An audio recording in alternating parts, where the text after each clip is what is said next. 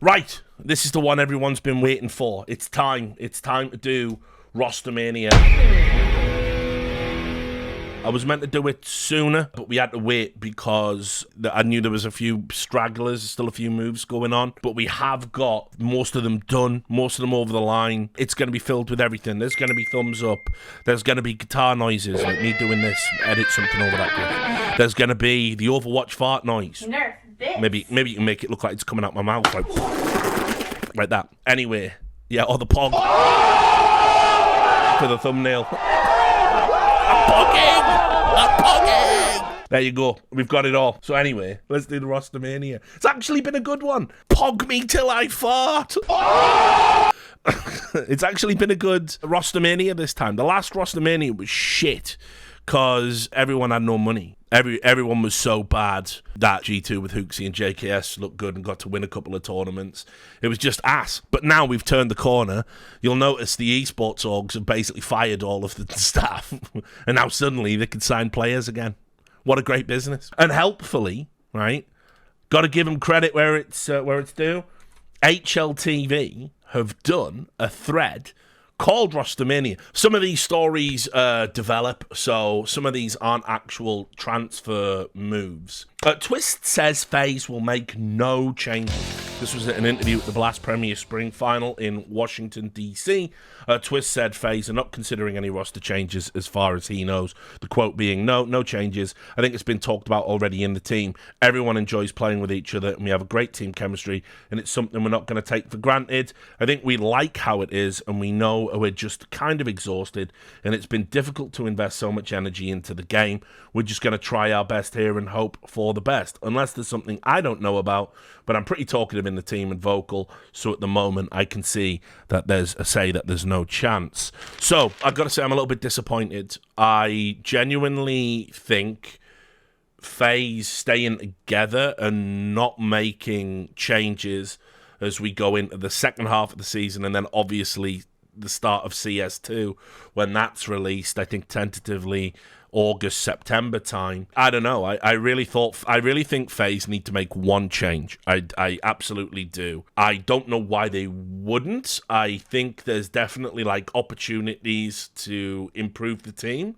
It could be that Karrigan bows out gracefully and they look to bring in an in-game leader that's capable of fragging a bit more. I'm not saying Glaive would necessarily be a good option, but obviously as we'll get to, Glaive's out there in free agency now. And certainly I could see there being upside, but obviously there's an option for Rain to go. And I gotta say it, I'm still not in on Brokey. Think Brokey is a very streaky AWPer. I think he makes a lot of mistakes. I know he's more scrutinized because he's an AWPer. I know he's a stats monster. I know he can go from being an MVP 1 minute to just a washout the next. But you can definitely make like one or two tweaks to FaZe to make them good. And the fact they're ruling it out and saying that there isn't going to be any changes is a bit disappointing. I imagine FaZe fans saw this and were like, because you know what you're going to get now. You know, FaZe are going to be that team that they're capable of beating anyone on their day. I mean, obviously, their ceiling is unbelievably high, but unfortunately, it just seems to be the case that they have games where they're just absolutely terrible. And it's not just Karrigan's lack of fragging. You know, their Mirage has become super questionable. And yeah, I think that's a good pull, actually. I think comparing them to where Virtus Pro were at the end of the Virtus Plow years with the Polish lineup, it's kind of similar. Like, you want them to do well. They're capable of beating anyone, but they're not going to have the potency for a sustained tournament run. So this is not an Overwatch fart noise. It's not a thumbs down. It's not a thumbs up, but it's just like, it's shaky hand. It's woo, woo. It's one of them. I would have liked to have seen them be a bit more ambitious in the transfer window. We saw here, Gaming Legion and Mouse are locked into advanced talks over the return of Suey, going back to Mousebots because he was obviously on loan. That was something that I don't think a lot of people knew, that Suey had come from the Mouse NXT team and was basically being loaned out to Gamer Legion. And I got to say, after Gamer Legion made it to the final of the major, I won't repeat my points about why I think that happened, but suddenly everyone's like, he must go to every team ever. G2 must take him and replace Hooksy, and FaZe should drop Karrigan, and Vitality should drop Apex. And it's like, guys, like this kid hasn't done anything yet. I know going to a major final with Gamer Legion really makes him a hot commodity, but let's just take a deep breath and look at the totality of his career. This is basically how Hooksy ends up in G2. And while he's a better player than Hooksy, I don't really know about his IGLing. That's something I'm going to have to look into personally before I make a determination. I think him going back to Mouse would be rad, because obviously I don't know how well it's worked out with Dexter. There's obviously talk about a change up there. So Suey was talked about and linked to like loads of teams. But anyway, this is mental to me. Can you believe that there was a bidding war for Fallen in 2023? I was watching this news unfold and I was like, what? Like a bidding war for this guy? I was like, it cannot be real. But all of the press, and these are Brazilian journalists that I respect a lot, talking about this stuff, the sources I trust, and they are saying that basically Fallen was being like bid after by like Furia, by Pain. So here's the report here that basically Fallen is at the epicenter of the upcoming shuffle in Brazil, which will cause a cascade of changes depending on what he decides. Believe at the time of recording this, nothing has been decided. But Furia cut drop from the roster, and they apparently were wanting to bring in Fallen, but Fallen obviously is an AWPer, and so I don't know what happens there. Also, I would imagine he'd want to be an IGL. And like, for me, listen, I'll say this. This might be controversial. I think Art has done so bad with Furia. Like, you've got Yuri and K Serato. I mean, I don't see how Fallen could do any worse than Art. If you replace him for Art, then you've got the secondary AWPing and IGLing thing covered. It seems that Art has just got fucking, more lives than Mario. It's crazy. But yeah, obviously as well, talk about Safe being cut. And then why would I bring in an AWPer who statistically is like on a very similar level to Safe and is older and has been getting worse each year? Why would I bring him in to replace Safe, who, yeah, he's been a bit of a disappointing signing, actually. Safe looked to be really, really good when he was playing in the Brazilian leagues, but then internationally, he's been a bit of a damp squib. He just hasn't gone off in the way that I thought he would. But Fallen can never be the answer. And then obviously on top of that, him being linked to Pain. Remember, Pain are a huge esports org. They've been around for a long time. Like, if I wanted to give like an equivalence in kind of like international terms, Pain are sort of like an SK Gaming. They've got that prestige. They've been around for a long time. It's just they haven't had great teams in CS for a while, but they were huge, like going back to 1.6. And they're a big org. They got money to spend. So Fallen going to Pain, I don't hate that. And of course, he could remain at Imperial. We just don't know. But the idea that there's like a three-way fucking bidding war for Fallen at this stage in his career. Keep in mind, this was meant to be his last year. He should have retired in Rio. I'll never forgive him for not retiring in Rio. Like, he could have retired to a standing ovation in front of all of his Brazilian fans in his home nation and been carried out of the stadium like on some god tier shit. He gets the microphone. He looks into the adoring crowd who are chanting his name. There's a tear in his eye and he says, I know I should probably retire, but I'm going to do one more year. It's like fucking DiCaprio in The Wolf of Wall Street, just falling, screaming, I'm not fucking leaving! I'm not fucking leaving! You only get these fairy tale moments like a handful of times in your life, and you've got to be there, and you've got to ace that fucking test, and instead you didn't. But yeah, Fallen being in a bidding war at this stage, I like the man, but as a player, I think he's fucking washed. And so I'm going to give that an Overwatch fart noise. I just think that's really bad for the Brazilian scene. This one, Stair set for Astralis move. So as we're about to get to, Astralis made some mega changes. But this one is very, very dear to my heart. I've got to tell you a story, and it's a sad story, okay? There used to be someone in my community, in my group of people, you people, the fans, I don't know, I never like using the word fans, but you know, the viewers, the watchers, the audience, they got, I must have blocked them, I must have blocked them, or we must have kicked them, or maybe they got kicked off the Discord, because there's an account on Reddit called 2 Hours Till Midnight, and it was made about 4 months ago, and here's what I know about this individual, because they won't stop talking about me.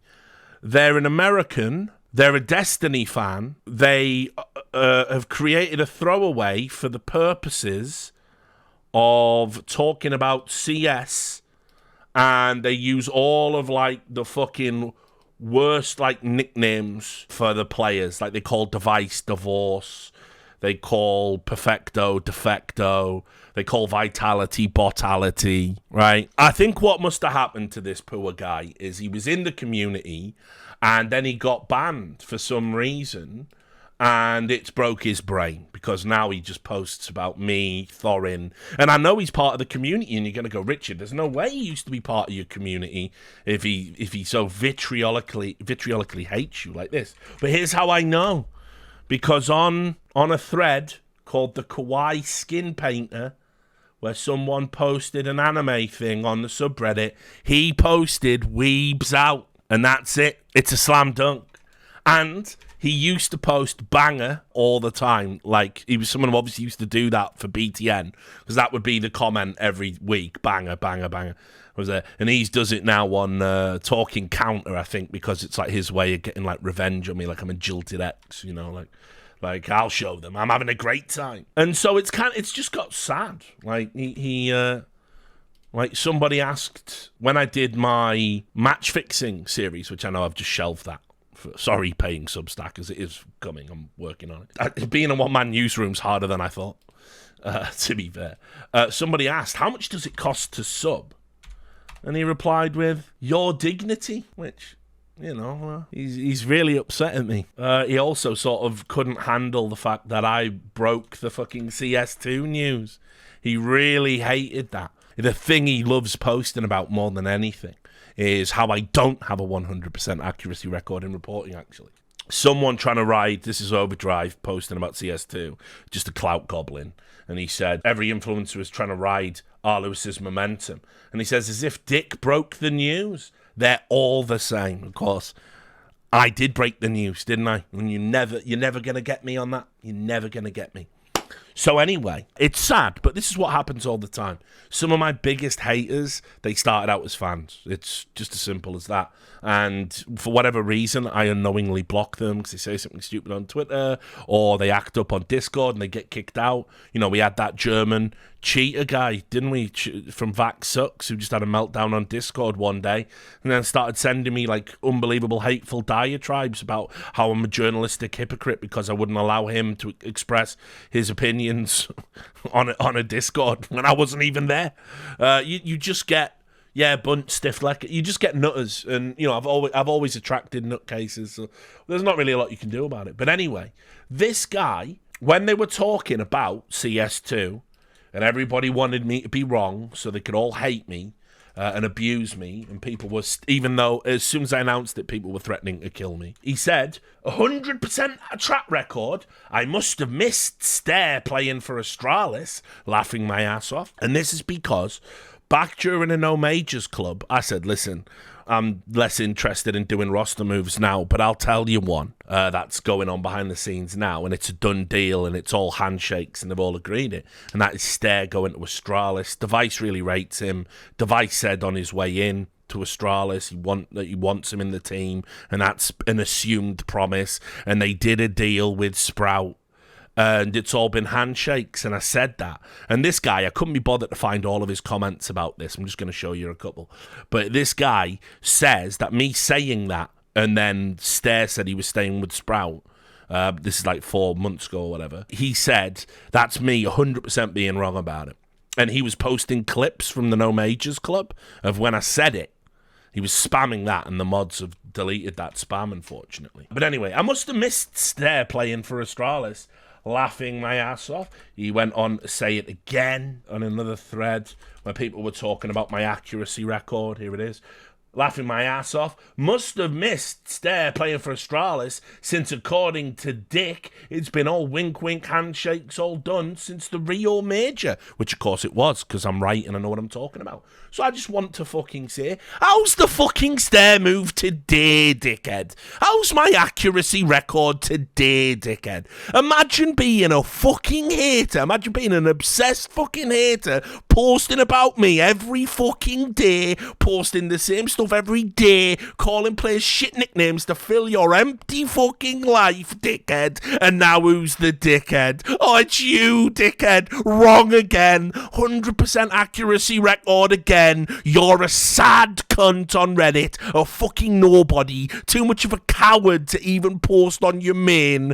Some guy probably back from the Destiny days. A fucking loser. And what about today, dickhead? Is Stair playing for Astralis, dickhead? Oh, he is, dickhead. Was it agreed upon when I said it was? Oh, it was. Unlucky, dickhead. Unfucking lucky. Absolutely in shambles. Can't help but notice you've stopped posting that all of a sudden. So anyway, did just want to get that in there because, as I say, look, I'm phenomenally fucking petty and I notice all of them. And if you're talking shit about me on the internet, I'm keeping the receipts. You never get one past me. Mama didn't raise no fools. Anyway, back to Rostermania. So we'll talk about Astralis at length more in a moment. Then we had official Hampus replaces Alexi B in NIP. Now, you'll remember before this move happened, I did say after the major, I said if NIP didn't do well at the major and didn't have like a deep run, there were going to have to be some questions asked about Alexi B. Now, I don't think it's as bad as people say. I want to make that clear. I saw a thread the other day, and it was like, what's all the fuss about airline food? No, it wasn't Seinfeld. It was, what's all the fuss about Alexi B? You know, it was like that. What's the deal? And basically, they wrote up his career to make it sound like the shittest career ever. And then when I just don't, and of course you can totally rewrite it. Like his achievements are pretty good. Getting to a major final with an all-finish lineup. I do believe Ents were #1 in the world at some point during that run. I don't know for how long for, but if not, they were certainly second for a prolonged period of time. You know, so that's an achievement. Winning a tournament with that garbage OG lineup is crazy. I think that's like a good achievement. Winning anything with OG is a good achievement. You know, it's really interesting, isn't it? Hooksy is the Giga Chat because Hooksy won a tournament at G2, their first in 5 years. Alexi is bad. He only won one tournament at OG. Their only one. All right. Okay, cool. So, yeah, I don't really get it that that's suddenly invalidated. But whatever, plebs are going to pleb, as I said. So at G2, I think he had an unbelievably hard job. G2 were not ready to bottom out, and you'll know from my coverage at the time, Xtaz was undermining Alexi B in public. You remember that? He was saying our CT sides aren't very good and they need to be. We're philosophically different about the game. I've got a lot of respect for Xtaz, but if you're an IGL and your coach is doing interviews saying the IGL and me don't see eye to eye and he's not, we're not as good as we should be because of him. Not only are you making his job harder because the fans are going to turn on him quicker, you're also creating a needless tension, but you are also encouraging the players on the team to pop off and criticize him as well. So I thought Alexi B had an unbelievably tough job at G2. I think, you know, they weren't quite, it wasn't even the great G2. Yeah, he did get Summer Munacy on the team and probably underperformed, but it was still when they had Jax, and Jax was clearly a player past his prime. And so I know, I would have liked to have seen them stick it out with G2, and had they swapped Jax for JKS as they did and given Alexi a run with that lineup and cut Xtaz, maybe G2 could have still won some tournaments, particularly in a very weak field. You know, we'll never know. That's the alternate timeline. Now, he goes to Ninjas in Pajamas, and I have to say, this is the one that's disappointed me. He's had good players in his team. It's ninjas in pajamas. NIP are always a fucking travesty. They're always going to do things. They've had arguments with players over sticker money, the device saga. It's NIP. They're just a clown org, like ninjas in clowns, I believe is what people call them. But anyway, he got the players he wanted, and he had a good lineup. He had to do better with this lineup for me, and I get it. And I like Hampus, and I thought Hampus was a little bit unlucky. Like, yeah, their T-sides were notoriously terrible under Hampus, but they were improving at the time he got cut, which always seems to be the way. And so, yeah, I don't hate this move. I think Alexei, obviously, it looks like he's going to Na'Vi. We'll talk about that in just a little bit, where I think Alexei B might be the most cursed guy, because he's going to get all the right opportunities at all the wrong times. Like, it was the wrong time to be at G2. This is definitely the wrong time to be joining Na'Vi. It was the wrong time to go to OG. Like, I just think he's, like, always one step behind where he should be in terms of his career moves, and I don't think this is going to be any different. We'll move on to the next story. Yakinda to remain Liquid's IGL. What's hilarious about this, as we'll get to with the roster move, this one decision basically killed NACS. So I'm going to just say this. Nitro's retirement was handled pretty well. I've got to say, Nick's always been a class act, and yeah, it was the right time. He didn't really do anything when he came back to Liquid. It was nice to see him get a last hurrah, because he's a wonderful human being, just a cool guy. And I think he handled himself with class and dignity on the way out. His video was really nice. Like, he put a video out to say thanks to counterstrike for everything. Liquid obviously were very thankful to him. The community were very thankful. He's been a great player for NA and been associated with some great teams, and he's been a model professional, and he's the type of guy you want to lionize in your professional scenes. So while I'm sad to see him go, I think just in terms, he is someone that it's the right time to go, but he's going to be missed just as a personality in the scene. I hope he sticks around CS in some capacity. He's a quiet, unassuming dude, but would be fantastic on a desk. He's a guy who absolutely could transition into broadcasting if he wanted to do it. Very articulate, very well-spoken, very intelligent, just doesn't put himself out there. Anyway, keeping Yakinda is your IGL. This isn't it, bruv. I do not understand this at all. Let's be absolutely clear about what's happened. Yakinda has moved into Liquid. He has established himself as like the smart one in the team, right? And basically usurped Elige, usurped every other authority, and now he's bringing in, like, let's get some European players in, eh, guys? Fuck you, lousy Americans. Like, he has absolutely destroyed the core of Liquid's identity, and they're going to suffer for it. They're going to pay for this. Yakinda, I don't get it as an IGL. I want explosive Yakinda. I want Yakinda making big plays, bold moves, entry fragging out of his mind, pogging out of his gourd. That's what I want from Yakinda. You can't do that and call a game. It's the limitation. And unfortunately, he's just got in there and just fucking just eating them out.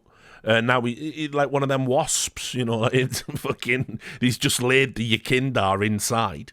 Now Yakinda's ready to reach his final form, and it's going to be at Liquid's cost. So I don't like this at all. It's not an Overwatch fart noise, it's a thumbs down. But as we'll get to, we can talk more about the roster move that they made. Now, this is interesting. EG were in talks with so many players. Jax was one of them. Now, look, thoughts about evil geniuses. I mean, basically, by the way, every time I say evil geniuses, just replace evil geniuses with the Overwatch fart noise. The name is just synonymous with those big old cheeks rippling away. They're absolute garbage. I just don't understand. I've never seen an org mismanaged like this. Like, Astralis is one thing. They took the #1 team in the world and a goated core and basically ground them to dust, and then lost their identity, made questionable decisions, sacrificed young players on the altar of experimentation, and don't have a lot to show for it. But that being said, at least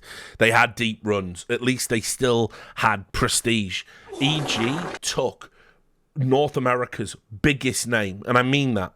You know, like, it is the biggest brand, and that management team came back to counterstrike. They were given a head start by the fantastic work at NRG, run by savvy, smart, intelligent people that, had scouted out and assembled a great team. They were given that head start. EG were like #1 in the world back in 2019.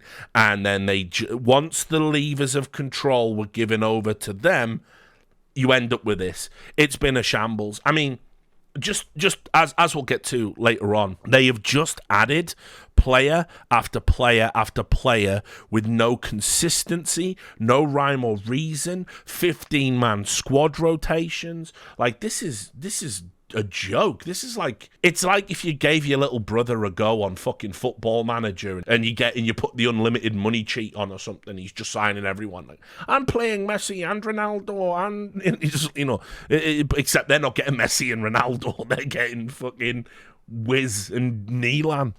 So yeah, it's really bad how much money they've blown on it, and they went after so many players in this off season. And I'm just tell it straight. My gut feeling is they couldn't get top players to sign. I don't think any of these players. I think if a player joins Evil Geniuses, they have no other option on the table. And so loads of people, like Kassad asked the question publicly with one of his tweets where he said, like, what's happened here? Like, why couldn't EG make a single signing? And I just think it's like, look, the only reason to go to EG now is to get the bag. I don't think you're getting the bag if you go to EG. I think you're getting a reasonable player contract. It's not a bag contract. It's not like price tag, ESSA tag levels of bag. You're getting just a regular bag, a sack, a Hessian sack. And people aren't going to go with dysfunctional org for that. You're going to get laughed at. You're going to get memed on. You're not going to win any tournaments. You're only there by virtue of invite. Surely these invite leagues now, with the news that I broke from Valve, surely these invite leagues now, the first person you're going to think about cutting to try to create space so you can maybe pander to Valve and have like qualifiers, it's EG. They offer absolutely nothing of value. So I think players are cognizant of where EG are at, and I think no one's going to sign for them. So them being in talks with Jax, it wouldn't have moved the dial, wouldn't have improved the team, but I said, as we'll get to, nothing actually ends up happening. So again, just Overwatch fart noise a million times. Then we had this story break, and it was Na'Vi are going to remove Nipple and consider going international. And it looks like that move is indeed coming to pass. When we get there, I'll rate the move, even though it's not been 100% confirmed yet. But let's just talk a little bit about Nipple, or NPL, as people have to call it. But no, it was definitely Nipple. He even drew a nipple, didn't he, on his sticker signature. He wasn't good enough, and Na'Vi are letting the situation, letting the war between Russia and Ukraine, it's now informing their roster choices. And it was said months and months ago that basically they wanted to only hire Ukrainians initially so they could keep it monolingual, but things have escalated now to a point where they just don't want Russians around the brand. It's as simple as that. Think about stories that I published when I'm still at Desert, or when Na'Vi removed like their Russian admins from their Faceit hub, just removed them. I think they were like voluntary workers, some of them, just got rid of all of them. So, but anyway, the point is Nipple just wasn't all that good. You can look there for yourself, 0.93. I know he's only 17 and he has got the Astralis neck, so anything's possible. But the bottom line is he didn't make the grid. And, Na'Vi have had an incredible track record of discovering talent. Munacy, Head Trick, the other guy whose name I can't remember, and ultimately this just wasn't it. Blade thought he was ready, he wasn't. Blade's got to take the L on this one. I don't know when he'll next get an opportunity, but I don't think he's going to get one, honestly. I don't think we'll see NPL like outside of a team like maybe Monty or whatever, and it's fair, just a bit too soon. Na'Vi are a big team to play for, difficult international situation going on, lots of pressure. You're playing with the greatest player of all time breathing down your neck and being deliberately critical of you. Remember, I think there were reports, was it, that he wasn't even eating with his team at one point at one tournament? So I don't know. It's a thumbs up. It's the right thing to do.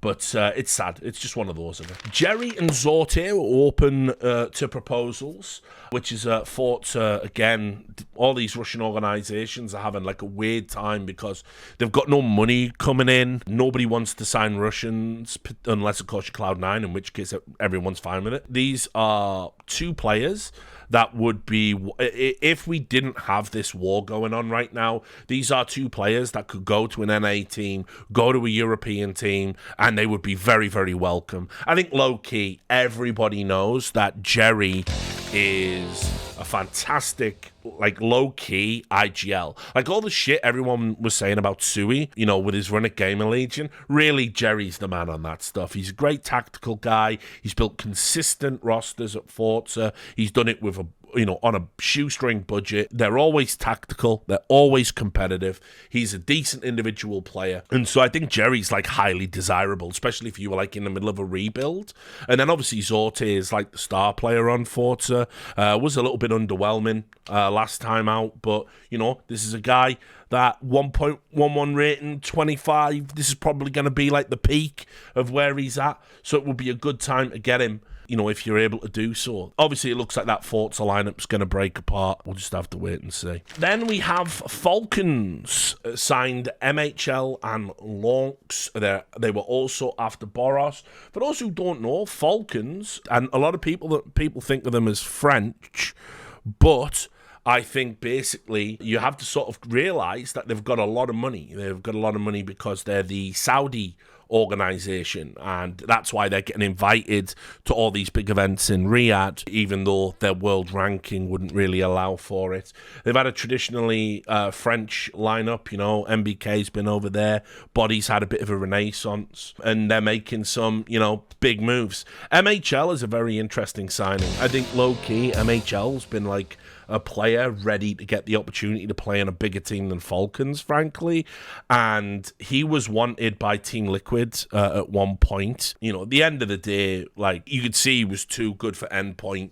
He's only 21. He's like absolutely sick. He's been talked about with big orgs before. I'm very surprised to see him accepting this move, but I am going to assume it's big money, and it's certainly adding firepower to Falcons. And when we have these events in Riyadh, assuming you guys watch, you'll see, because there's going to be some big teams at those events because everyone wants to get money. Lonks as well is a player that, 18, decent rating. I mean, it's like, look, they've definitely got some has-beens on that team and some players who aren't that good that I would definitely replace. So those are two good signings. I mean, like, for relative to the ability Falcons has on a roster, I'm actually going to give that 2 thumbs up.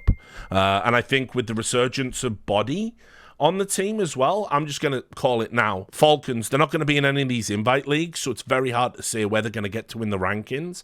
But let's just say, they're going to be knocking on that door. They're going to get some big scalps, particularly as the scene is still in flux, and we've got all these new teams coming in. Obviously, Masuta confirmed he was benched. Definitely one of the players that sort of had to go. He's always been a bit underwhelming ever since he came through Vitality for me. This was a surprise. Inner Shine departs Fade. Now, obviously not a player. Inner Shine has been there for a while now. He was working alongside Roban as an analyst. I know from talking to like Carrigan and other people, he got like a lot of credit. He did a lot of the groundwork to basically enable Roban and Carrigan to have a like smooth transition to when they wanted to disseminate tactics. I know it's been tough at FaZe, and probably what they're thinking is, we want to keep the lineup together. We still want to work with Roban. There's no chance Roban would ever get replaced. So how can we change it up and bring in some fresh ideas? And obviously they're going to go in by bringing the changing up an analyst. Again, you will notice he is Russian. I'm not saying that's anything to do with it, but right now, getting like visas, traveling the world as a Russian, very difficult. And so there's no time been wasted in terms of him getting picked up. He's gone to Aurora. He's going to be a full-time coach at Aurora. So best of luck to him. He's a good guy, one of those unsung heroes at an org. So thumbs up for Aurora, and I get it for FaZe. I'm not going to be critical of that move at all. This was the big shock. Liquid all of a sudden they're out there and they're signing players from Europe. And they are now a European team. Now, obviously, if you know your history, you know Team Liquid are a European organisation, essentially. Obviously, they've got their home base in Utrecht, I believe. The difficulty with the NA teams is they still want to be representing the NA region, particularly if they have a lot of the NA talent on the roster. Well, obviously, now with your Kindar coming in, it was always going to be likely that they were going to lean this way. And ultimately, it's an absolute shocker. They brought in Patsy, which was one of the finds like in his rookie season on Spirit, was absolutely sick, and don't let that 1.02 rating fool you. His first actual competitive LAN was a major. He's done really, really good. And then Rainwake is the one that surprises me. I'm going to say lots about this, which is going to be kind of controversial, so I apologize. First of all, I would absolutely, for reasons, not be picking up players from 500. I know we've all given up on sort of policing counterstrike, but I think we all know. Let's just say, if you signed up to them betting alerts, the name 500 are no fucking strangers whatsoever to being on those. And I wouldn't want to take the risk of investing in a player that comes from that org, comes from that team, just in case we find out something bad down the line. Now, that's not to accuse anyone of anything, but I'm just saying, if you're going to invest in players and spend money and give them a salary, and then ESIC might turn around. I mean, they don't even exist anymore, but, whatever replaces ESIC might turn around and basically, tell you something you might not want to hear about that player. Dangerous stuff for signing anyone off this roster, but whatever. That's just a fact. People aren't going to like hearing that. What are you accusing him of? I'm not accusing anyone of anything. I'm just saying, if I was making the decisions, that's what I would do.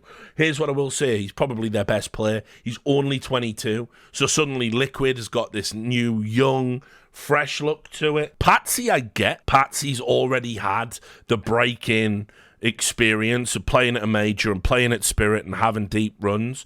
This is a step up for Rainwaker. Make no bones about it. Made all the more crazy because he's essentially if you think about it like for like, he's going to be the replacement for Elige.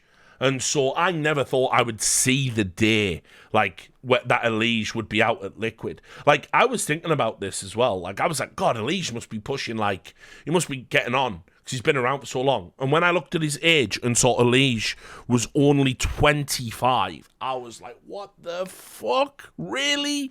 Couldn't believe it. He's just been representing Liquid and playing, fucking for so long. He was so young when he started. I was just absolutely crazy. And so, yeah, I guess I've got to talk about that. Biggest story, I never thought I'd see Elige out of Liquid. Remember, he's a co-owner within the organisation. He is Liquid. He is team fucking Liquid through and through. And I think sometimes that's been a problem. I think sometimes it's very hard because, you want to make cuts, but everything's got to go through Elige. We know the simple move. We know Simple and Elige didn't get along, and that could have happened. Historically, Elige has had a lot of influence, for good or ill, over this team. For him to be so ruthlessly cut, now he has been in like a massive slump of form of late, and he's had some very disappointing performances on the biggest stage. I know he was devastated after Rio, and he didn't really cover himself in glory after that either in Paris. So it's very hard to argue against it just on skill for skill. But I always thought Elige was going to get back. I'm telling you, I think probably Elige is like the he's the player you make a claim for as the NA GOAT, and he's still young. He's probably the one that I would like, all right, one last chance. But they didn't. He's been cut, and now your Kindar gets his boys, and Liquid are a European organisation. So look, I'm gonna say this: I like that Team Liquid have made bold cuts.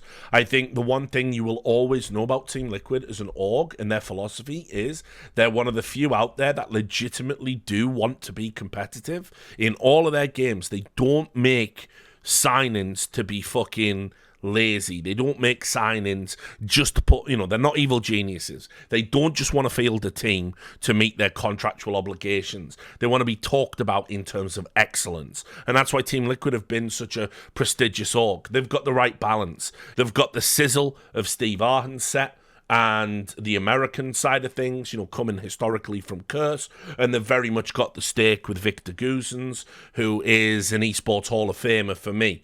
So, and very grounded, and has always kept the org where it needs to be in terms of resource management. So I'll trust the process, but I also tell you this, the fans are going to turn real quick if this team looks dog shit. Because you've cut a fucking hero, you've cut a legend to put this team together. So it has got to be right. So that's a shaky hand for me.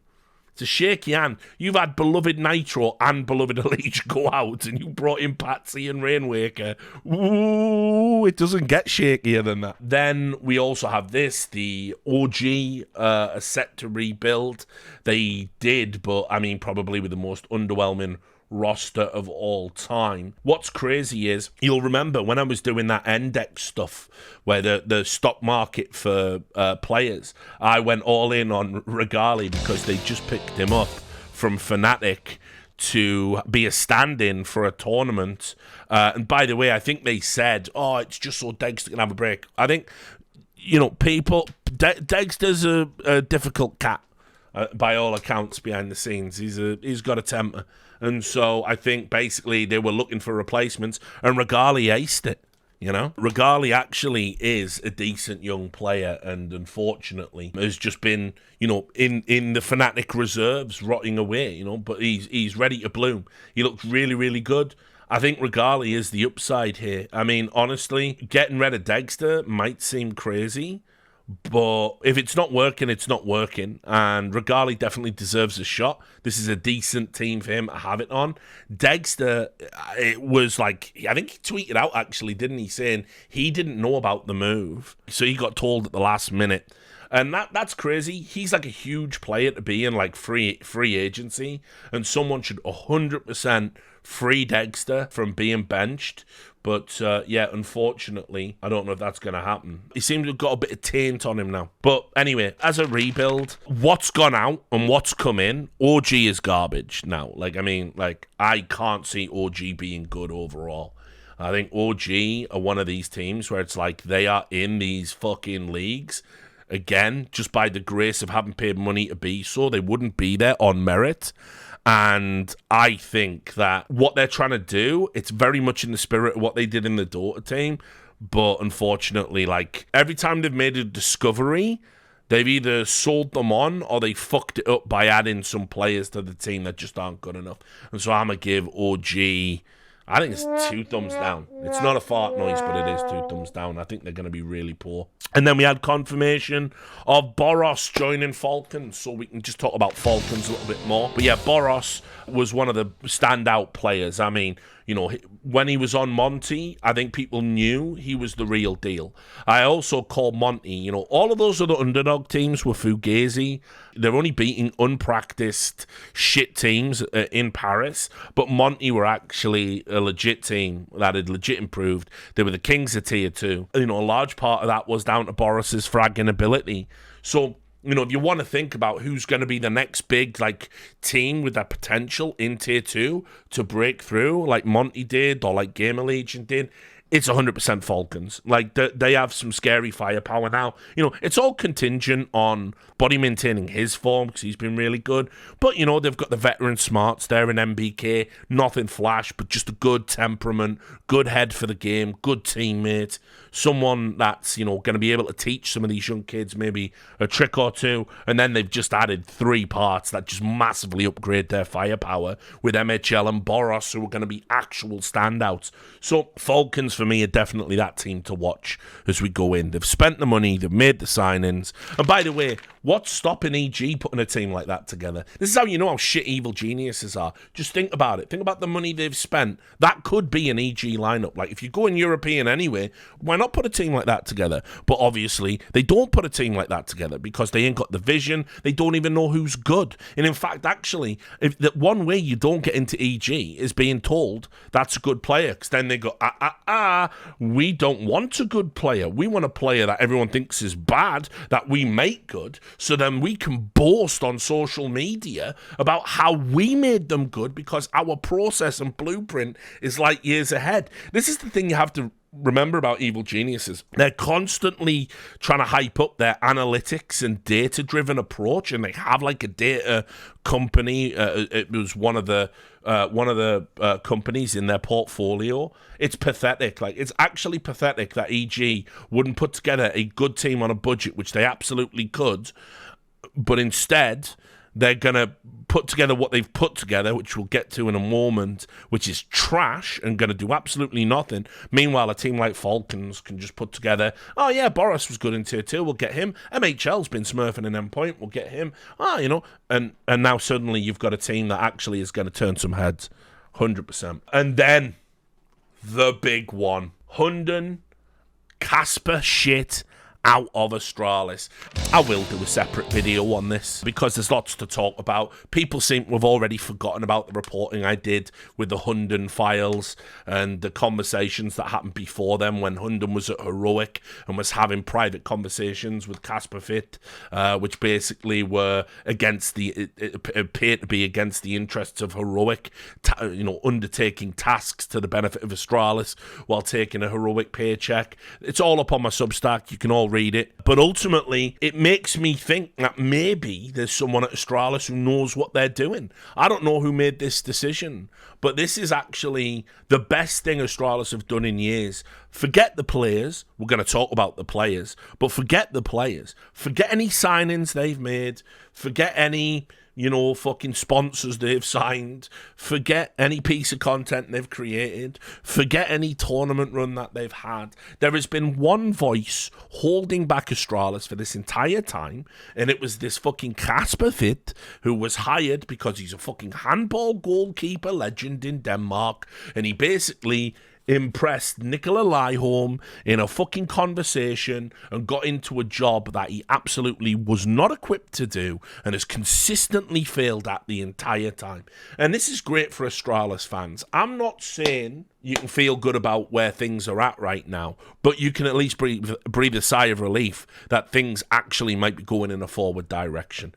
Because everything that was being done, basically, get this for a fucking chain of command, and then understand why Astralis has been dog shit for all this time. Here's the chain of command.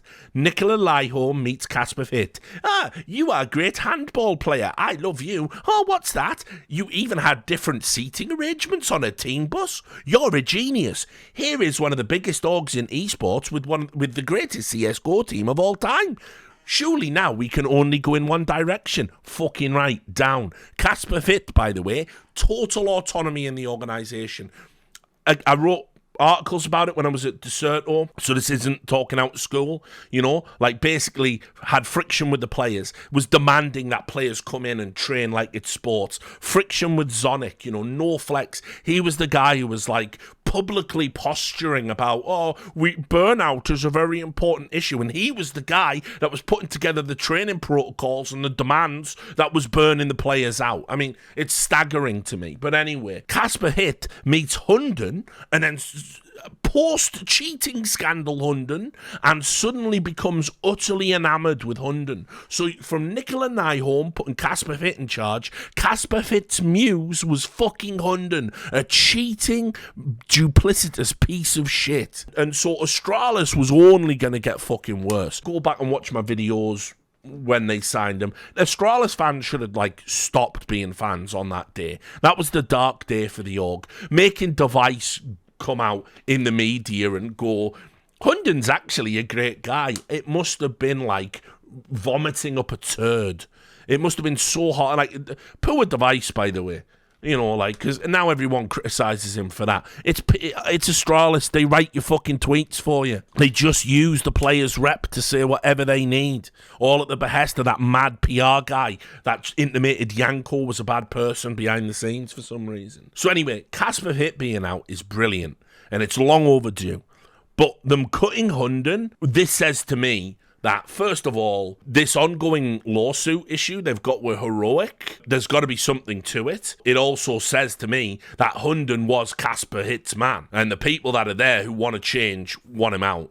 It also says that they're listening to their shareholders, investors, and sponsors, and also probably the players. Because I can't imagine the players who were there wanted Hunden around, you know, especially when they make changes to the roster. These are new players. They don't even know who the fuck Hunden is. They don't know him from the old days. They don't know him pre-cheating. They just know their coach is a weird, fucked up, cheating piece of shit that nobody likes outside of Casper Hit.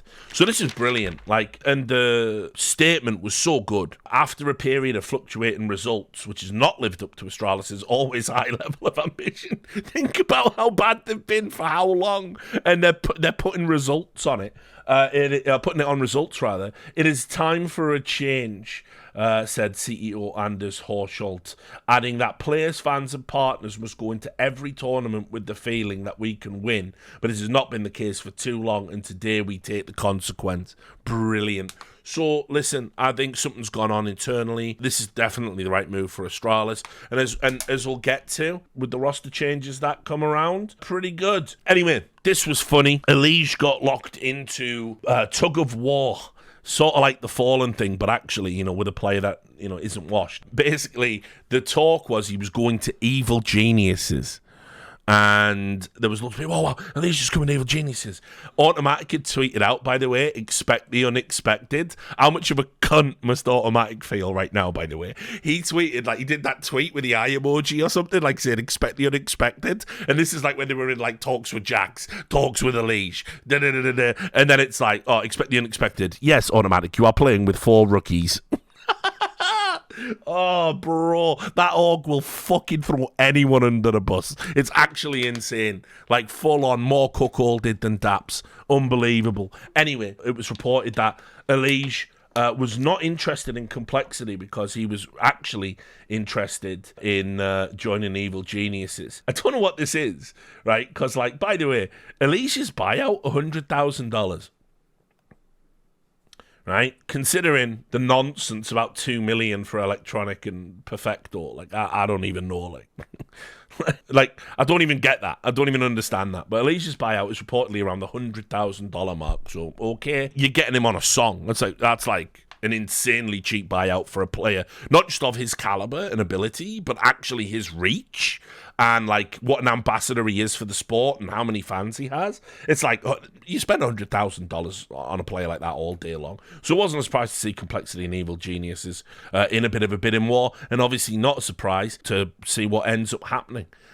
So it was funny that it was reported he wasn't interested in Complexity, because spoiler, we'll do it in a moment, he does end up there officially. Regin out at Endpoint. Obviously, known Reg in a while. Was involved in all the shenanigans, so don't want to say too much in praise. But I will say, I think Endpoint, they've been a solid little organisation, trundling along nicely. They've always had good people involved with them. They are profitable. They've had good signings. They've had decent rosters. They always lose their best players, and I guess that's part of it. They're like a UK Copenhagen Wolves. Sad to see a tenured coach leave, but I trust Endpoint will find a valid replacement, so not too much to say about that one. You can have a thumbs up, I guess. Then this is the maddest lineup I think I will ever see play for Na'Vi. Na'Vi want Alexi B. By the way, did we agree it was him or I am? Is it him? He's him. Please, players. When choosing a name, make it good. We've been saying that for 20 years. You got to start sometime. Like I just can't. He's him. He's him. And when I'm talking about him, I'm talking about him. Right? Okay. So Alexi B, him, and JL. Right? This is mental. This is like so crazy. Obviously, this means that we knew Nipple was out, but Electronic and Perfecto going as well. Alexi B stepping in as IGL. I'll just talk a little bit more about that here, because as I said earlier, he's in hell. He doesn't know he's in hell, Alexi B. But Alexi B, you like, I'm part of your death dream or something. Like, you're on an operating table, or you're in a coma. You're in hell. You're with the devil right now. His career has always been like, he should be the most decorated IGL. He should have won more with Ents, probably. Could have even had a major under his belt. He should have won stuff at G2. Certainly Nip could have been a lot better. He did win something with OG. He just couldn't parlay into a sustained period. So he should have loads of trophies. He should have an incredible list of achievements, but he doesn't. And it's just like he's always just one step away. And now it's like, hey, Alexi, want to go to an RV and play with Simple and Bit? Yeah, do I? Well, no, you don't, mate. And I'm going to tell you why. Because if you think it was bad with Nico, this is very much Simple's Na'Vi. Like, if I was guessing, I would even say these are Simple signings. I would 100% believe that. I think Blade, he's been totally neutered at the org. I don't know what it is. I don't know if it's because of the positive things he said about Electronic in the press. I don't know if it's because Nipple was a bust. I don't know what it is, but the org seems to be very much out on Blade. If you remember the reports, Blade basically was meant to be leaving. There was talks that Blade was going to be out. He's staying now, and that's good news, but I don't think he's got the input anymore that he had. I think there was a period of time where Blade was both the heart and the brain of the team, and he could control Simple. He had Simple on a leash, and the team functioned, and they won trophies. Now, unfortunately, with everything that's going on, and Simple's definitely had a backslide behaviourally in terms of he feels he needs to be winning more. He feels the players around him aren't good enough to help him win, and he's saying it, and he's saying it publicly, and he's saying it very much clearly in games, on stream, and Blade's not intervening, and that's like the sign. Listen, I don't need another rerun of Clowngate where I never called Blade a clown, and the next thing I know, Simple's on his stream telling 10,000 people, a lot of them very angry Russians, that I called Blade a clone. I didn't. But anyway, the fact is this: it's not a sign of a strong coach. You are not a strong coach if you're letting a player pop off like that in the middle of the game and you're not saying anything. And so, he's an adult. He's been around a long time. He's played. He's meant to be the man over at Na'Vi. I don't think he's the man at Na'Vi anymore. I think they've all gone in on Simple. I think the combination of we don't want any Russians. It's almost, by the way, like they did go and say, hey, we need nations that really dislike Russia if you want to come and play. Like, well, who's next in the list after us? Get me a Finn. Get me a Lithuanian. You know what I mean? It's like, yeah, okay, fair enough. Like, that seems to be the credo. The point being that Alexi B's in hell because he had to play with Nico while Nico was basically, still had a little bit of old Nico left in him, and he had Xtaz undermining him in public. Simple is not going to take any shit. If Alexi B it makes bad calls, he's going to say it. If Alexi B tells Simple to do something and Simple think it's the wrong play, he's not going to do it. Alexi B is in hell. He just doesn't know it yet. Next up with JL, I don't get this at all. I think Apex have been good, but I do not see JL as a Na'Vi caliber player. It seems very strange to me. I get it from like a role perspective, but I don't get it from a performance perspective. I feel like JL, I almost want to say placeholder, but obviously it isn't. By all accounts, these are the deals that are in place. This is why I'm doing this one. I don't think it's a rumor. I think it's legit. And then well, everybody has been jerking off over this guy at Gamer Legion and how good he was and how he popped off at the major and all that. But like his sample size isn't all that good, actually. In fact, like, don't get me wrong, I'm not saying he's bad, but I'm just saying, like, Gamer Legion's emergence is a relatively recent thing, and this guy's being touted as like going to be like a superstar. And I just don't know, like, he had a good map against Vitality in the final. He was out of this fucking world. I mean, he destroyed Heroic. He destroyed Monty. This is the peak of his form. But you don't have to go that far back to see where, like, his floor might be. If this is his ceiling and he's here now at 23, great. And if he can maintain that, great. But you don't have to go too far back to see games where he's like struggling to get into double digits, you know, struggling against Complexity, struggling against Astralis, and basically smurfing on the tier 2s, dicking on Godsent, sure, but actually didn't look all that good when he was making the step up. And so, look, it's a small sample size. I'm not going to make any bold proclamations, but I will say, like, the idea, again, that he just gets airlifted straight into Na'Vi. Na'Vi are one of the most prestigious esports orgs of all time. Off a handful of good performances in Gamer Legion at a weird time in the scene, plus with JL. I don't know, guys. This is another shaky hand for me. I honestly think this Na'Vi move, I think it's dubious. Right, then there was a meme, G2.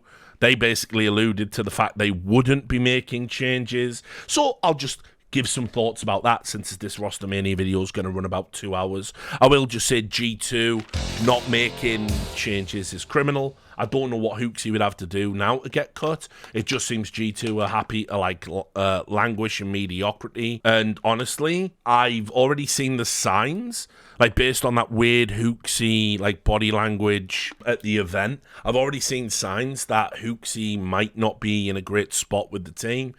I've heard that Hunter might be calling on some maps and certainly calling in the mid-round, and they're grooming Hunter to be like an IGL. I don't know. I think Hooksy is proven, unfortunately. Because look, I'm gonna just be real. Like, Vitality winning a major with Apex probably does prove that you can. The scene is so bad right now, you can still win the biggest tournaments of all time, having a player playing at an Apex level. You know, yeah, if you play Into the Breach and fucking Gamer Legion and, you know, teams like that, for sure. But ultimately, so forget the performance for just a moment. I'm still to be like convinced that Hooksy's a good IGL. I've just not seen it. I've not seen anything tactically in G2. What I've seen is that they're a team that, when they're unbelievable talent on the roster with Munacy and Hunter and Nico, when those three pop off, their T-sides look amazing, because they light up the bomb site, they fucking kill 2 people, and that's it, and then everyone's saving. That's still the meta. So I think ultimately the fact that they've got those players like popping off, I just don't know. Like I'm watching what they're doing tactically, and it's not blowing me away. It's very like a lot of it is very default. Some decent mid-round calls, which Hunter might be making those. We don't know. We'd have to listen to all of the comms. And I just think, unfortunately, like Hooksy was basically meaned into a job that he wasn't good enough to do. It's not healthy for him to be, you know, this is like one of the most scrutinized jobs in Counter-Strike. And G2 coming out and saying, we're not going to make changes. Well, now you are committed to commitment. And so being committed to commitment means you've got to stick with the motherfucker for X amount of time. You've got to give him another 3 months now. And I don't think that's good for G2. I think some of these roster moves that are happening right now are definitely strengthening teams. I think a lot of them are super risky, but I think they're steps in the right direction. And G2 not making changes when we've already seen how flaky they are. Like what happened at the last major. Like, you know, the last 2 majors, you're not there for one, you bomb out of the other. You know, to teams you should be beating all day long. Fucking Fnatic, for fuck's sake. A dysfunctional Fnatic. It's crazy. So, yeah, I just wouldn't have posted about not making changes, even though it's a fun video in jest. Big, Faven, who's, like, fallen out of favour and indeed form. I can't even keep up with Big, honestly. They're just rotating the same, like, 8 players, it feels, over and over again. So, and they're also just a coin toss team. There's something and nothing. Like, 1 minute, you're talking about Crimbo, and how he's popping off, and he's the future, and then Hyped's in, and then is he good, and then Crimbo goes bad, and then okay, but we've still got Faven, and it's just, I don't know. It's just big. Just big things. Vorberg to assess his options as EG look to move on. This is the story, of course, that Vorberg, EG's coach, is going to be going back into the pool. And I mean, listen, I really don't know where to go in terms of judging Vorberg. Definitely talks too much, definitely tweeting shit all the time, does that thing of being like self-pitying when they lose, and I'm so thankful to EG. Don't be thankful to them. They're a dog shit organisation that are legitimately destroying people's lives. But for me, certainly had to be on the chopping block. There's talk of Malek's going to be coming back into the lineup and taking over. Malek is infinitely a better coach than Vorberg. More experience, more pedigree, more achievements, a better thinker. The whole nonsense that happened with Stewie 2K, putting Malek on the outs, was, again, another stain in the copybook for EG. But getting rid of Vorberg and bringing in Malek, that is probably one of the best things EG's ever done since they took the reins and started running this CS team. So even though I never thought it would happen, I'm going to give them a thumbs up. And I don't see where Vorberg's going to go next, because unfortunately, because EG was such a failure, Vorberg is going to be synonymous with that failure. So then, I said things were getting big at Astralis. This is the new look Astralis, guys. You remember what I said? Get you a guy who can do both. Blame F always was an IGL. Blame F, he's done it. He did it at Complexity. He was a super hard working IGL. That was back before the bait F memes, and everybody liked him, and now everyone pretends he's bad and that he's a beta, even though very often at tournaments he'll have the highest level of entry frags, out of everyone. He'll be a top 5 entry fragger and stuff like this. So, facts around Blame F don't fucking matter. But you see, Stare has come in.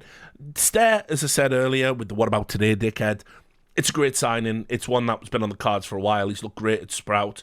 Device really rates this player. They duo together and stuff. So, yeah, brilliant. I had to say, the Altex going back to the talent. I don't know, actually. Altex, it's hard to say. Him and Buzz feel almost interchangeable. But I saw Altex when I was watching the Astralis matches that were happening. I was like, you know what? There's something about this kid. I saw him have some bad stat lines, but I saw him have some good games.